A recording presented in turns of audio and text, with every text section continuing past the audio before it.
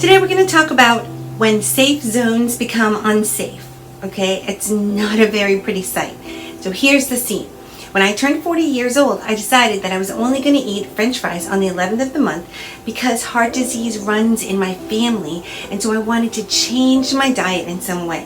And this was my creative way of changing my diet. Well, I was at dinner with some of my friends, and we were having a good time and laughing, and someone asked me, "Hey, do you want some of my French fries?"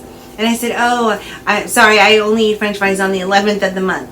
And one of my friends immediately said, "Why do you do that? Is it because you think that you're better than everybody else?" What?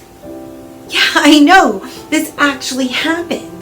And so this fun time that we were spending together, laughing and telling stories, just turned into this terrible cloud of tension. And like, what just happened there? I did not feel like it was a safe environment anymore. That was a few years ago before I started talking and learning about assertiveness, so I didn't even know what to say in that moment. I really just wanted to run to the bathroom and start crying. And if you're Filipino, it really matters to you what others think of you. So this is even harder. So how could I have handled that? In that moment, I needed to rise above the situation and look at her and look at myself and realize that I didn't do anything wrong. And that she reacted in an attacking way. Then I can ask, why did she react that way? Is it because she had a point that I actually want to be superior to everyone else in the world? No. It's probably because she felt uncomfortable in some way about what I had decided, so she blurted out something to attack whatever was causing her discomfort. It just came out. Okay, in that case, I could have just said, "No, it's just something I decided to do." And that's all I really needed to say. I didn't need to get all emotional about it. It didn't need to become a whole big thing.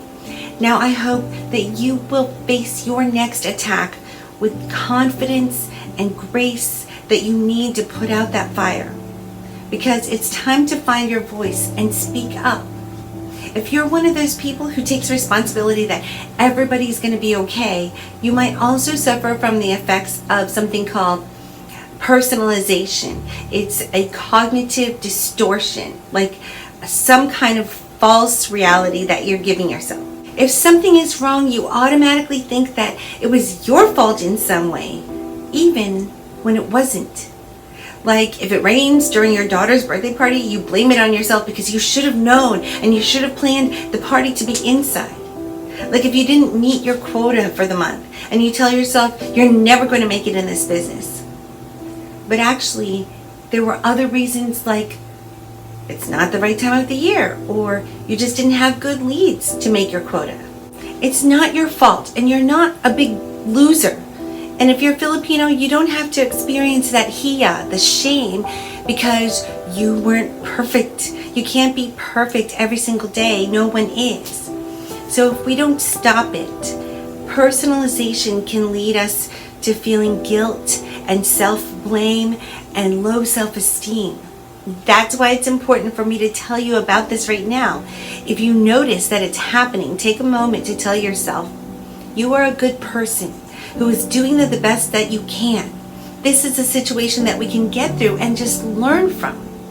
Just like Kelly Clarkson said, what doesn't kill us makes us stronger.